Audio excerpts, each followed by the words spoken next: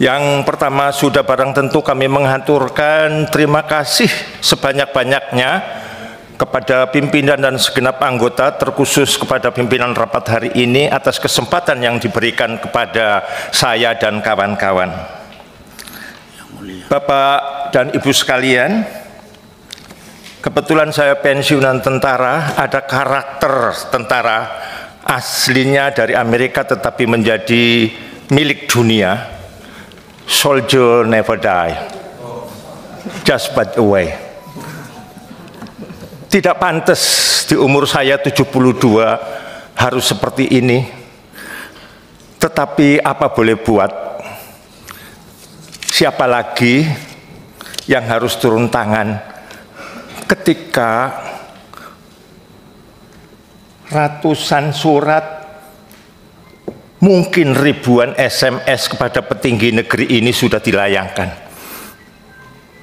Bagi saya sendiri, jujur Bapak Pimpinan, sebelumnya saya merasa sudah tidak ada negara. Bagaimana tidak, dari lurah sampai presiden, di gedung ini Bapak 2 kali RDP dengan pimpinan DPR. Di gedung ini, di komplek ini Bapak 2 kali RDP dengan DPD. Tinggal kepada Tuhan karena kami belum tahu alamatnya di mana. Tetapi terdorong pendoliman yang sudah lebih dari 3 bulan yang terakhir ini tidak berhenti-berhenti, maka saya iseng, siapa tahu masih ada orang waras di Republik ini. Maka saya kirim surat. Dan bapak-bapak di Komisi 3 ini, dari mulai pimpinan dan anggotanya lah orang-orang waras yang saya maksud. Untuk diketahui bahwasanya dari lurah, menteri dan seluruhnya itu sudah paham semua.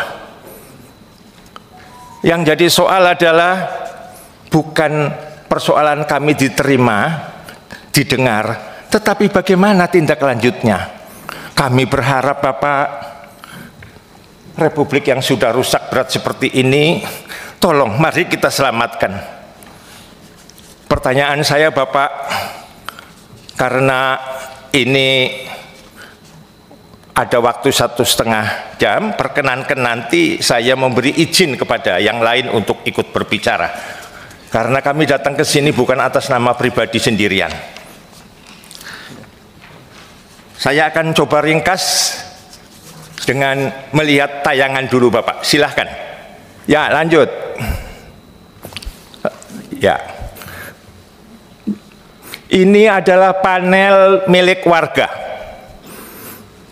Dipotong, dirusak. Ya, lanjut. Dan itu tadi meternya diambil, ini meteran air diambil baru-baru saja, dipotong. Bayangkan Bapak hidup di apartemen tanpa listrik, tanpa air, hanya bersandar kepada tetangga. Minta tolong kepada tetangga menarik kabel dari tetangga. Dengan segala hormat Bapak, sungguh saya berterima kasih kalau Bapak Ibu berkenan sowan ke sana, mampir ke sana barang 10 menit saja. Lanjut. Setelah itu digembok. Ini adalah milik warga Bapak. Undang-Undang 20 nomor 2 tahun 2011 dengan jelas ada pembagian hak. Pertama adalah hak perorangan, yaitu unit yang dikuasai. Yang kedua adalah hak bersama. Dan itu bukan punya orang lain, itu adalah punya warga, diatur per NPP, nilai perbandingan proporsional. Lanjut. Mari kita lihat Bapak, ini ada bukan puluhan, ratusan satpam. Kalau saya tayangkan semua gambar mengerikan, tetapi saya ambil beberapa angle yang cukup bagus. Lanjut. Ini adalah bukti bahwa ada yang namanya ini Kapolsek, yang namanya capital violence di Geraha Cempaka Mas. Seorang Kapolsek, bahkan ada Kapolres, tetapi tidak saya tayangkan karena beliaunya sudah jadi jenderal, rasanya tidak pantas. Apa tidak tahu bahwa pemiliknya adalah kami? Apa tidak tahu bahwa mereka adalah orang luar? Apa tidak membaca undang-undang? Dulu sekolah polisi di mana? Polisi saja datang, masuk pekarangan orang, harus minta izin. Kalau toh karena dinas harus membawa surat perintah. Ini dilindungi oleh undang-undang. Mari kita lanjut. Setelah itu Bapak, mereka masuk ke koridor-koridor, ke emperan-emperan kami. Lanjut. Kemudian menjaga panel listrik. Maka lanjut.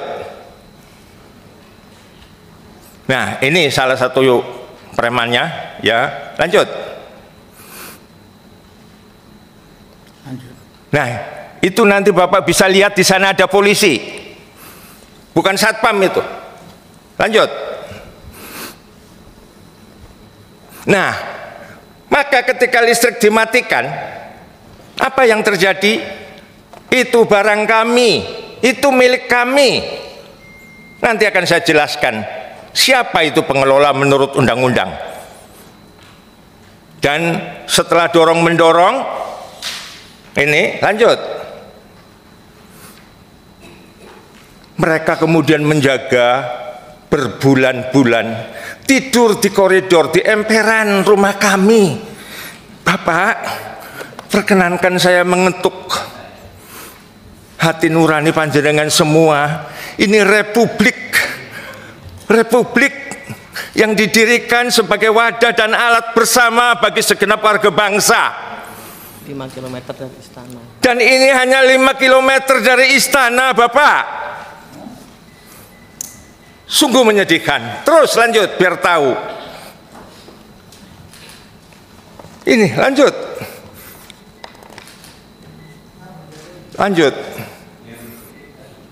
Lanjut. Oh, tunggu dulu, itu dulu sebelum ini. Bapak, kejadian ini sungguh citra kebangsaan, cacat kebangsaan kita. Mereka hanya orang miskin jadi satpam. Kalau ada pekerjaan yang lebih baik dan gajinya tinggi, tidak mungkin jadi satpam. Harus berhadapan kami yang MBR. Masyarakat berpendapatan rendah, berpenghasilan rendah, sama-sama orang miskin. Kalau orang kaya, untuk apa kami tidur di apartemen kecuali yang mewah barangkali? Seperti itu Bapak. Dan nanti akan saya jelaskan dampak lebih lanjutnya. Ya. Terus. Dan di Geraha Cempaka Mas sempat terjadi state terrorism, teror oleh negara. Saya buktikan. Lanjut. Lanjut. Ini mereka apel di tempat kami, jumlahnya ratusan. Lanjut. Itu Bapak, prajurit yang terhormat, Bayangkari Negara masuk ke apartemen kami atas nama Kamtibmas, karena preman dimasukkan bersama satpam non organik yang kami tidak kenal, berhadapan dengan warga. Diundanglah polisi, serahkan kepada angkatan darat 1 orang saja, mau ratusan preman bisa keluar. Saya mau tanya, premannya siapa yang tidak takut sama aparatur negara? Tapi yang terjadi seperti gambar terdahulu Bapak, dan seperti ini. Lanjut. Itu Bapak, ini Angel bukan satu tempat, tetapi dari beberapa tempat. Lanjut. Ini keadaannya Bapak. yang kami hadapi. Bapak Ibu sekalian, makna dari slide ini, perkenankan kesempatan ini saya mau titip kepada Bapak, karena niscaya nanti ada RJP dengan jajaran kepolisian. Saya kebetulan kakak kelas senior, kiranya tidak salah kalau saya berpesan kepada adik-adik saya, sudah langsung tetapi tidak mempan, mungkin lewat Bapak. Yang pertama, barangkali Kapolri sebelum dan yang sekarang serta jajarannya, elitnya, lupa bahwa pangkat yang dipakai adalah bintang. Apa makna bintang, Bapak? Bintang itu di kala malam hari, ia ketika gelap harus mampu menerangi, ia harus mampu memberi arah mana timur, mana barat. Dan di sunyi yang malam hari itu, ia harus bisa memberikan keindahan. Apakah kelakuan kayak begini mereka pantas dengan simbol bintang? Saran saya Bapak, gantilah dengan kecoa. Mantap. Karena kecoa bisa hidup di sepiteng, bisa hidup di WC, bisa hidup di comberan. Nggak pantas perwira tinggi jenderal sebutannya seperti itu. Saya kasar Bapak, tapi tolong lihat hati kami, di mana kesalahan kami. Saya bertanggung jawab dunia akhirat dan hukum kalau apa yang saya tayangkan salah, kalau apa yang saya utarakan salah. Saya tahu Bapak, Pak Listio adalah orang yang baik. Beliau kebagian getah ketika saya di Kementerian Polhukam bersama Pak Wiranto. Sepi, tidak ada masalah, semua beres. Begitu ganti masuk kedua Bapak, lebih dari 3 bulan ini warga kembali diteror seperti tadi itu. Lebih gila lagi Bapak, nanti akan saya jelaskan. Mereka tidak tahu diri, siapa diri mereka, apa hak mereka di situ. Yang saya sayangkan, saya tidak rasis, istri saya juga Cina, tetapi saya bisa memahami seorang acun di situ karena dikawal, karena di-backing oleh polisi, teriak-teriak dan membenarkan, memerintahkan untuk motong itu tadi meteran fasilitas air. Dan jangan bilang tidak, karena saya sudah hampir menyerah. Saya hanya menyerahkan nomor-nomor HP pimpinan Polri, dan tiap malam mereka menyampaikan apa yang terjadi. Jangan bilang tidak, jejak digital tidak akan bisa diubah. Pak Tito juga saya tahu orang baik. Hari ini semuanya nuding ke Pak Tito, DKI nudingnya ke Pak Tito, polisi nudingnya ke Pak Tito. Tetapi apakah beliau dulu waktu jadi Kapolda tahu tentang ratusan polisi yang kayak begini masuk ke sini, masuk ke apartemen? Pertanyaannya Bapak, apakah republik ini yang dibiayai dengan pajak rakyat menggaji polisi, tahu-tahu datang masuk ke kami? Maaf Bapak, bukan premannya yang ditangkap, tetapi warganya, salah satunya saya. Saya 2 kali ditangkap oleh polisi. Walaupun melalui pra-peradilan, penangkapan ternyata tidak sah menurut hukum. Apa artinya pra-peradilan? Hati kami sudah luka Bapak. Seorang mayor jenderal, kalau saya salah, jangankan kok cuma ditangkap polisi, mati juga cuma sekali. Tidak nyangka Bapak, negara yang saya perjuangkan dengan nyawa saya seperti ini. Maka tolong Bapak nanti bagaimana caranya supaya petinggi polisi tahu keadaan nyata di lapangan. Bapak, kiranya saya akan segera masuk ke materi yang penting. Inti dari tayangan ini adalah kami berawal dari keterbukaan Pak Jokowi yang kemudian mempersilahkan warga untuk mengadu. Ini kami potong sebentar, ada teman saya namanya Pak Beni. Pak Beni, belum saya kasih hormat.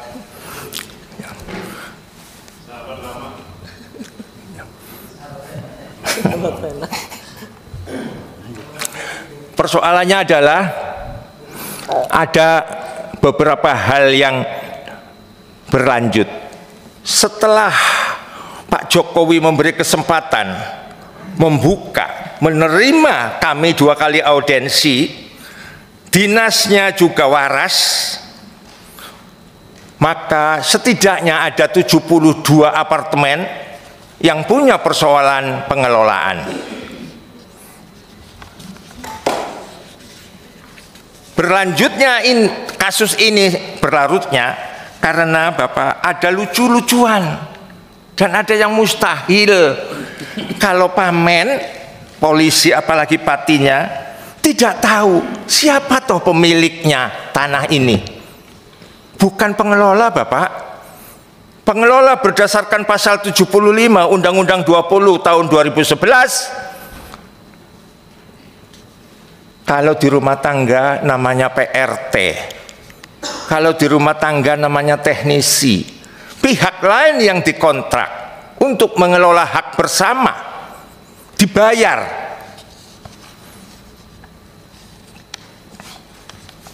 Mestinya Bapak, ketika preman datang tadi gambar, langsung 1 orang saja keluar. Kalau tidak, sudah koordinasi dengan pimpinan, 1 tembakan saja akan buyar. Bukan seperti ini.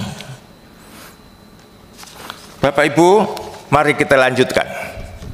Yang terjadi, ya karena sudah baca jadi saya lebih baik yang lain. Yang terjadi ketika Pak Ahok masuk tidak meneruskan kebijakan Pak Jokowi, ganti Pak Anies. Yang terjadi Pak Anies karena karakter akademisinya kuat, maka penyelesaiannya secara sistematik. Dibikinlah pergub supaya menyeluruh. Ini persoalannya, sehingga kami ada kesempatan untuk memperbaiki masa lampau.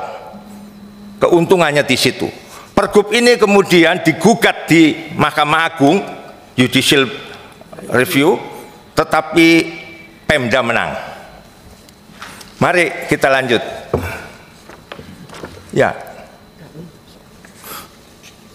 Ya, ini status pengelola tadi sudah tak jelaskan. Lanjut.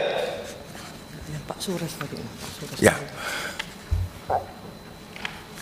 Maka yang terjadi, Bapak, niat baik Pak Jokowi ternyata beberapa bulan kemudian berubah menjadi neraka. Bagaimana mungkin hidup keluar dari pintu, ketemu satpam keleleran belum bangun? Bagaimana mungkin listrik dimatikan? Ini persoalan yang mendasar. Dan yang lebih menyedihkan lagi, dalam proses 3 bulan terakhir, nanti akan saya jelaskan mengapanya kok kemudian pengelola begitu kalapnya.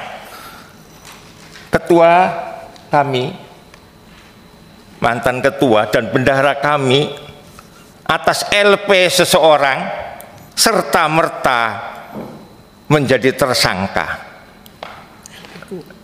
Nanti akan kami jelaskan. Ya. Nanti akan kami jelaskan. Lebih dari 30 LP Bapak tidak diproses. ujug-ujug pimpinan yang resmi diakui oleh negara melalui Pemda dituduh menggelapkan uang dan penipuan uang karena menggunakan uang. Dijamin Bapak tidak ada 1 rupiah pun untuk kepentingan pribadi. Kami semuanya tahu bahwa ini nirlaba. Kami tidak menerima upah apapun. Tapi kenyataannya republik seperti itu, Bapak. Dengan kata lain, bukankah hari ini polisi adalah cloning atau mengganti angkatan darat zaman Orde Baru? Betul. Inikah yang harus terjadi di republik ini? Yang pasti hari ini bola akan kami serahkan kepada Bapak. Untuk itu akan saya lanjutkan. Mengapa kok Duta Pertiwi selaku pengelola kok begitu kalapnya? Mari kita lihat. Karena pergantian rezim, dulu zaman Orde Baru, dia melanjutkan cara-cara lama. Ketika dirinya menjadi pengelola sementara, undang-undang mengatur begitu. Selama 1 tahun sejak penyerahan pertama, orang beli diserahkan, maka 1 tahun itu pengelola sementara adalah pengembang.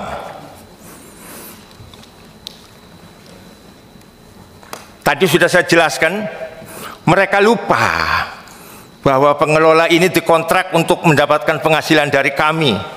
Tapi karena cara lama dilanjutkan, waktu transisi, apa itu? Menarik iuran sendiri, ke rekeningnya sendiri. Dia mengambil, lanjut aja nanti biar tahu, lanjut. Mengambil PPN atas listrik dan air. Negara tidak mengambil, Bapak. Sejak tahun 2000 sampai hari ini, Bapak.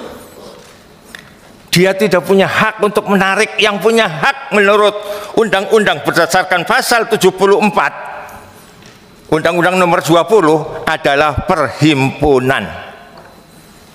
Di sana Bapak ada yang namanya sinking fund, uang cadangan, bukan untuk membayar apapun, tetapi dikumpulkan kalau ada kerusakan, terlebih karena alam, gempa bumi. Mereka tilep.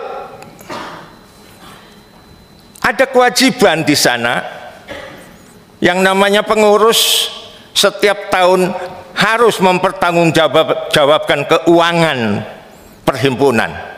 Bagaimana mungkin bisa mempertanggungjawabkan kalau rekeningnya adalah rekeningnya Duta Pertiwi dan mereka tidak mengelola keuangan? Bukan hanya itu.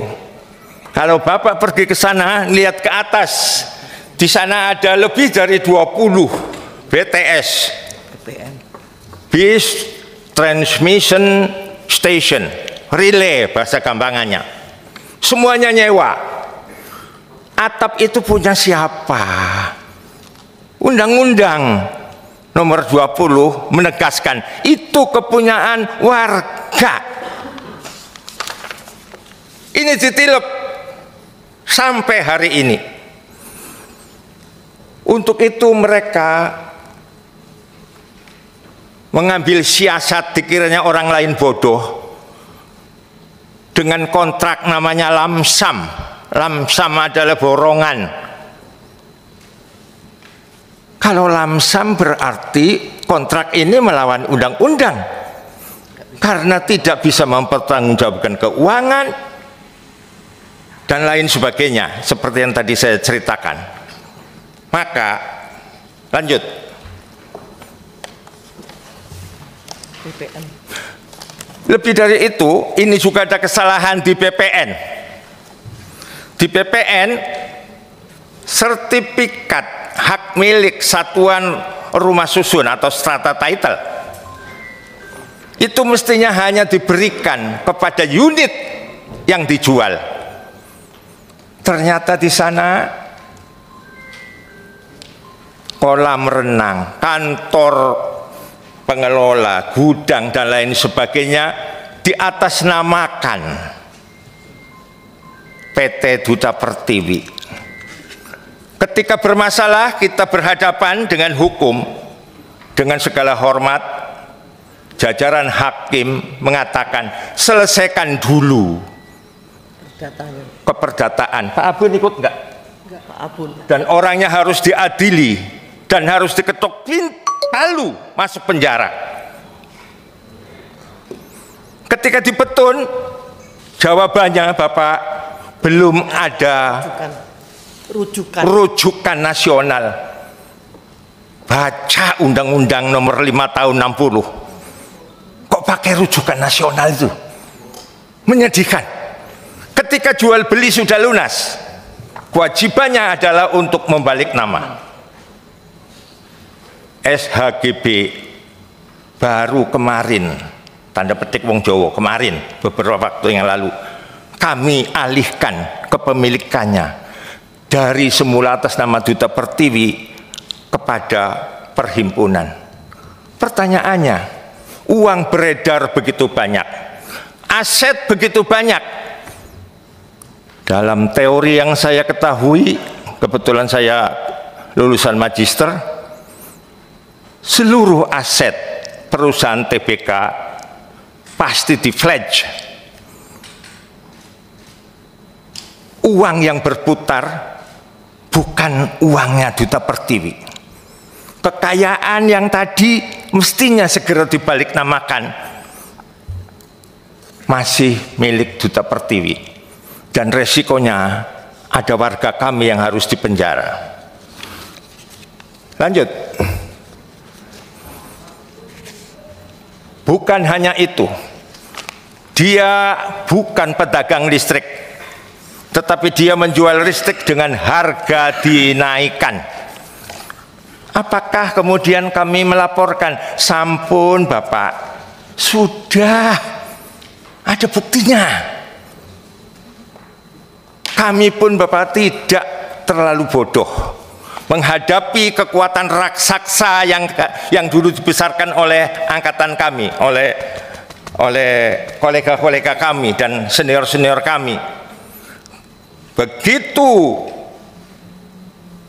terpilih kepengurusan baru, kami ganti ID listrik, kami ganti ID air, pelanggan. Balik nama dari tadinya Duta Pertiwi kepada perhimpunan. Semestinya yang kayak begitu tidak perlu mengeluarkan uang, tapi apa boleh buat, karena yang dihadapi adalah raksasa yang tidak punya hati nurani. Intinya adalah Bapak, setelah ini semua kita menjadi tahu mengapa kok kalap. Karena ada satu masalah yang besar. Tadi sebagian sudah saya ceritakan. Mereka khawatir kalau ini diselesaikan akan terjadi chaos, khususnya BTS. Padahal hal-hal yang seperti itu bisa dikompromikan. Kami sudah matur kepada 3 gubernur. Itu bukan hal yang sulit yang kayak begitu. Kami tidak perlu banyak bicara masa lampau. Mari bicara ke depan. Pengelolanya mau Duta Pertiwi lagi, monggo. Pergub mengatur dengan lelang. Kalau menang apa boleh buat, kami nggak bisa apa-apa. Tapi persoalannya patuhi aturan. Ini negara kita. Orang yang tidak pernah mendapat fasilitas, mohon maaf, bukan berarti kami ria dan sombong. Kalau saya mau, saya bisa Bapak. Saya bukan jenderal kemarin, saya udah pensiun sejak 2008. Tapi saya tidak mau memanfaatkan itu. Apa susahnya berterima kasih kepada negara melalui penegakan hukum? Saya khawatir kalau ownernya juga tidak tahu. Pada suatu hari Pak Luhut nanya ke saya, Rip, kamu bisnis apa dengan waktu itu masih hidup? Apa namanya? Muhtar. Saya bukan sih. Eka Cipta. Eka Cipta. Eka Cipta. Ya, Eka Cipta. Apa yang terjadi? Bisnis apa, Bang? Lah kok katanya berapapun kamu mau dibeli, mau dibayar. Bang, saya di sana punya unit. Kemudian ini ada masalah begini. Beliau sampai nggak percaya. Ah, masa kayak gitu? Loh, ini fakta kok, masa toh? Jadi kayak Pak Luhut sendiri juga sudah tahu persoalan yang kami hadapi. Artinya Bapak Ibu sekalian, Waktunya.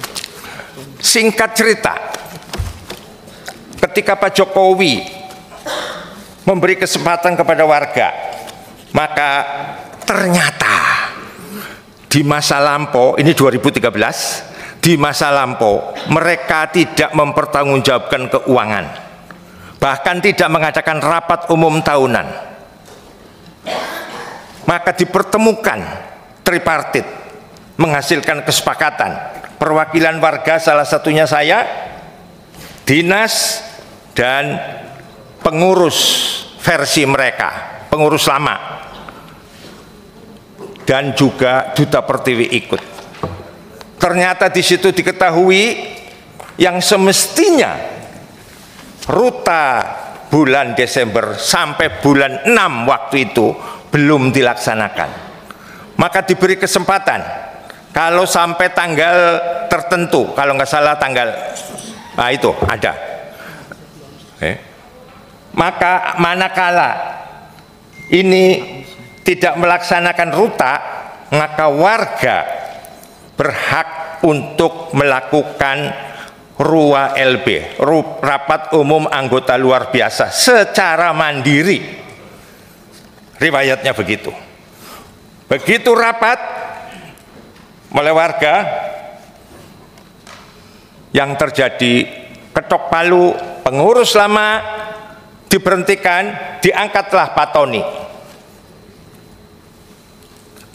Keabsahan Pak Tony ini kemudian digugat perdata oleh mereka. Singkat cerita, perdata ini berjalan terus.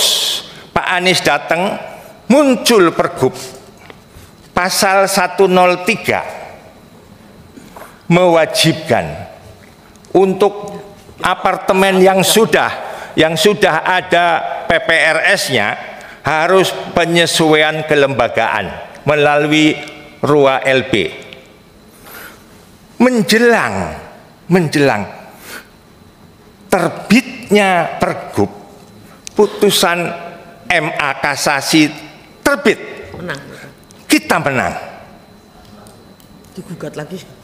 Ternyata Bapak, yang pertama menggugat keabsahan, yang kedua menggugat PMH. Kami terus bergulir di bawah bimbingan Pemda melaksanakan RUA. Karena Pak Tony yang sudah duluan babak belur, maka diminta untuk melanjutkan. Pak Tony terpilih lagi. Berdasarkan putusan MA ini, maka Kepala Dinas menerbitkan surat pengakuan sebagai pengurus tunggal. Dalam surat sudah saya lampirkan. Baik Pak Sorip, substansinya kami udah ngerti semua, dan di sini juga sudah dijelaskan Bapak semua.